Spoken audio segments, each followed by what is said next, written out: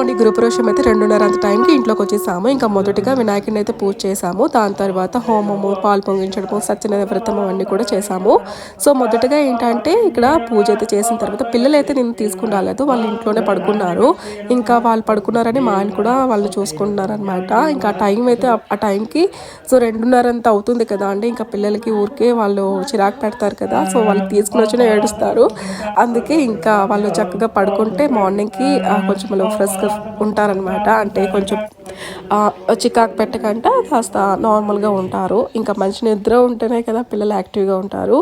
So ఇంకా హోమం అయితే చాలా చాలా బాగా జరిగింది. ఇంకా హోమం తర్వాత ధూపం వేశారు కదా, అందుకే అందరం కూడా ఇలా కళ్ళు తుడుచుకుంటున్నాము పొగకి. సో ఇంకా బయట కూడా ఒక చిన్న చిన్న పూజలు లాంటివన్నీ కూడా చేయించారనమాట. సో చాలా బాగా జరిగింది. ఇంకా నెక్స్ట్ ఏంటంటే పాలు పొంగించాము.